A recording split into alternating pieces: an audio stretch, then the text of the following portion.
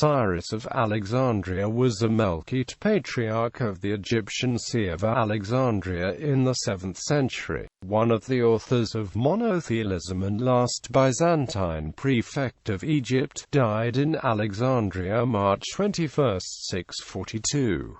Biography. He had been since 620 Bishop of Phasis in Colchis when the Byzantine Emperor Heraclius, in the course of his Persian campaign of 626, consulted him about a plan for bringing the Miaphysites of Egypt back to the Church and to the support of the empire. The plan, suggested by Sergius, Patriarch of Constantinople, consisted of confessing the faith of Chalcedon on the two natures of Christ, while practically nullifying it by the admission of one theandrical an operation, henthelemachimia energeia. Cyrus hesitated at first, but being assured by Sergius that this formula was opposed to neither the fathers nor to Chalcedon and was destined to achieve great results, he became a staunch supporter of it, and was, in return, raised by Heraclius to the see of Alexandria in 630 in opposition to its Miaphysite patriarch.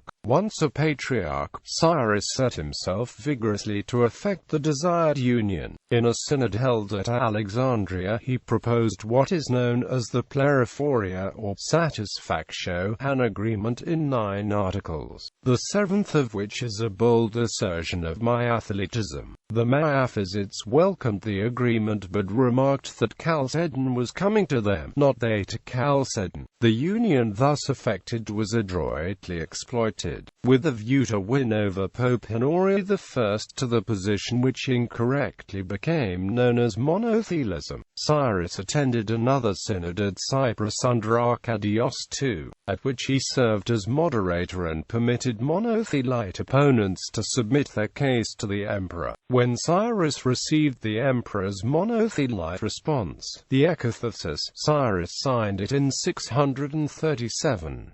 This compromise proved ineffective, and soon fell into discredit under the name of Enosis Hydrobathis, contemptuously called the Washi Union. When Caliph Umar the Great's general Amr ibn al, as known to the Romans as Amru, threatened the prefecture of Egypt, Cyrus was made prefect and entrusted with the conduct of the war. Certain humiliating stipulations, to which he subscribed for the sake of peace, angered his imperial master so much that he was recalled and harshly accused of connivance with the Rashidun Caliphate. However, he was soon restored to his former authority owing to the impending siege of Alexandria, but could not avert the fall of the great city in 640 and died shortly after. Writings. From Cyrus we have 3 letters to Sergius and the Satisfactio, all preserved in the Acts of the Roman Synod of the Lateran and of the 6th Ecumenical Council. The first letter is an acceptation of the Ekathesis. In the second, Cyrus describes his perplexity between Pope Leo and Sergius. The conversion of the Theodosians is narrated in the third.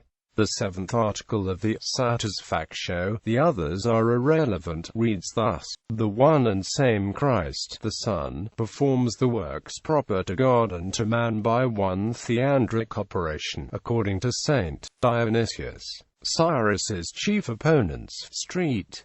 Sophronius, died in 637, and Saint Maximus, died in 662, reproached him for falsifying the then much respected text of Dionysius and substituting for. They showed, moreover, the inanity of his claim to the support of the fathers, and explained how the divine and human natures of Christ, sometimes styled one, because they belong to the same person and work in perfect harmony, can no more be physically identified than the natures from which they proceed. Historians are not agreed as to how Cyrus came by this. Some think that he was, from the outset, a monophysite at heart. Others, with more reason, hold that he was led to this belief by Sergius and Heraclius. Cyrus was posthumously condemned as a heretic in the Lateran Council of 649 and in 680 at the Third Ecumenical Council of Constantinople.